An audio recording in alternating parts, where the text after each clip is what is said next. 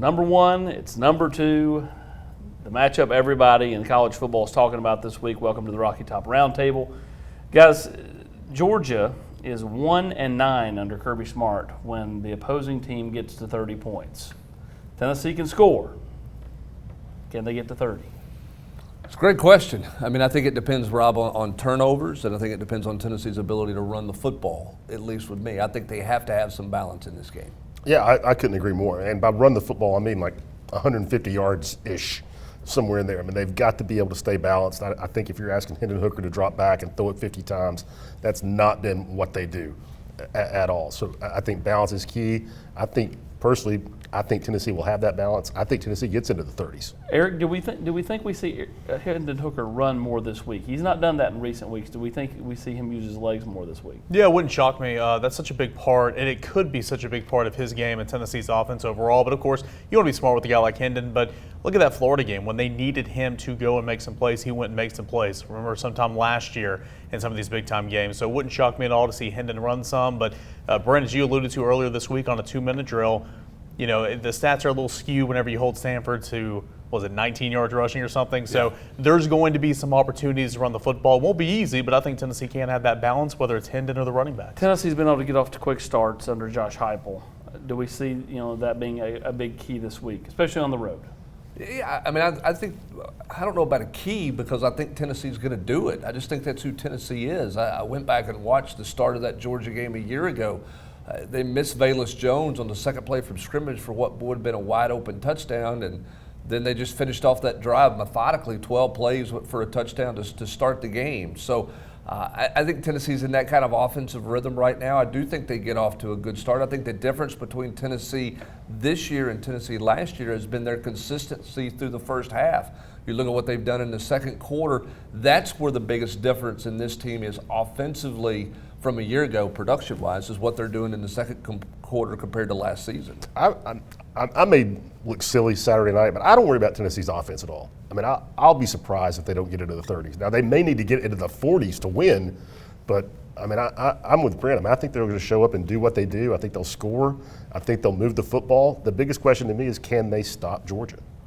Georgia's got a couple of linebackers that are playing some good football, but Austin, the biggest one, the biggest playmaker defensively is Nolan Smith, and probably doubtful is how Kirby Smart phrased it on Monday. That's a huge win for Tennessee, and when you look at those tackles, they've done pretty well against Will Anderson Jr., B.J. Ojulari, and some of the other ones. Nolan Smith's in that category, and not having him available potentially would be a big blow for Georgia. Yeah, and he's out with the torn pectoral muscle.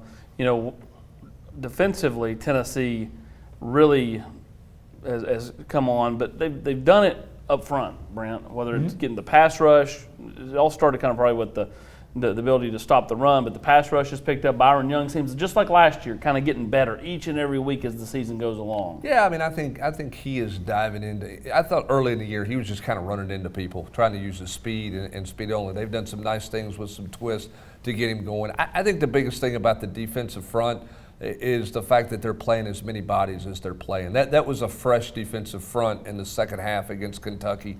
They've been a fresh defensive front in the second half all year long. That was not the case last year, Rob. I mean, that was a tired defense, particularly the back half of the football season. Yeah, I mean, you had Matthew Butler logging 50, 60 snaps in a game, which is just unheard of, for an interior defensive lineman. And Omari Thomas played a lot early, but since then, as you pointed out, Coach Garner has made a commitment. He's playing DeJoun Terry. He's playing Latrell Bumpus. He's playing Bryson Eason. And those guys collectively are getting better and better and had by far their best effort of the season on Saturday night.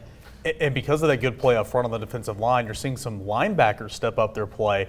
Brian John Murray earlier this week said that Juwan Mitchell probably had his best game with Tennessee, coming back from that injury against Kentucky. Jeremy Banks is playing well more in control and not just kind of spazzing out a little bit this year, and Aaron Beasley continues to get better. It's improving. I mean, it's all tied in, of course. You get 3 takeaways. A lot of that's because of the front four, but it's also helping the middle layer with the linebackers run more free and make plays. Yeah, here's the thing quickly, too. This one's different. This run game challenge is different. Kentucky's an in-the-box, straight downhill.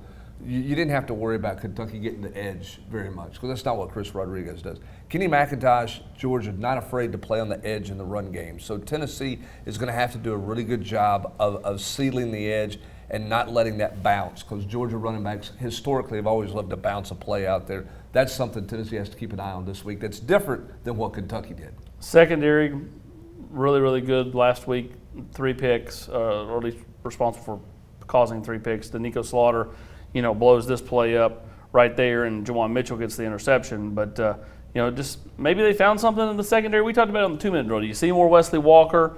He was in on that play, obviously. Danico Slaughter seems like maybe he can give him something. Brandon Turnage is turned the corner. And you should be healthier with Kamal Haddon, Christian Charles, and so on and so forth. Yeah, I mean, the 2 guys who were thrust into starting roles are 2 guys that came up with picks. And Slaughter, who had not played corner. Who played the ball, by the way. And played the ball, went and found it. And Turnage had a really nice game. So, to me, even getting Haddon back, getting Charles back, it's tough to make a change out there after what we saw on Saturday night, to me. I think this is something that we spoke on earlier this week as well. You might see, as they continue to get healthier, you might see more of a rotation at the cornerback spot. But I mean, no one's playing, replacing those 2 safeties and Jalen McCullough and Trayvon Flowers. They're going to play about every single snap. But more Walker at star, more Haddon in there at cornerback, and with Slaughter and Turnage and some of these other guys. It wouldn't shock me at all. But I'm with you. I mean, Danico Slaughter made some plays the other night. I mean, he's going to be out there and have his opportunities because he's earned it. And I'll say one thing, Hubbard, you talk about it almost every week. Can an offense take advantage of Tennessee's linebackers with their backs? And for a lot of offenses, it's something that's not part of the package. For Georgia, it's something they do all the time already. Yeah. I mean, Ladd McConkey's their best quote receiver, and he's not their leading receiver really. When you look at it, it's the 2 tight ends and Kenny McIntosh. Yeah. They're playing offensive football different than other teams have. That'll be the challenge for Tennessee this week. Look, I may be wrong. They may throw it over Tennessee's head 10 times in this game. They don't threaten you, to me, outside wide at receiver. It's all about what they do with their backs out of the backfield and those 2 big old tight ends running down the middle of the football field. Yeah, at different points in the year, whether it was a big play on special teams here or there, Tennessee special teams has come up big. Last week, Paxton Brooks had a really nice game. A couple of his punts ended up getting downed inside the 5. That led to big defensive plays, which led to short fields and touchdowns for Tennessee's offense. Do we think that special teams could be the special ingredient this week? I mean, Tennessee's got to win the kicking game. Now, do they have to dominate it? I don't know about that, but they can't get beat in the kicking game. You can't give up a return. You got to make a play here and there. If Georgia punts the ball low, D. Williams has got a chance. I mean, because that guy's different as a punt returner. So you got to make a play here or there in the kicking game. There's no doubt about that. And like you said, you can't lose it. You can't have one blocked. You can't muff one like we've seen Tennessee do. You can't, even do something like misplay a kick and a kickoff and step out of bounds and start on the 5-yard line. I mean, you just can't lose there. I'm with you. I couldn't agree more. I think the little things will matter in a game like this, especially when realistically, guys, a playoff spot is on the line because the winner of this game probably is not going to lose one of their final 3, which means they're going to Atlanta undefeated, which means they're pretty much a lock for the college football playoffs. So go get this win, and you're going to be in that Final 4 come late December, early January.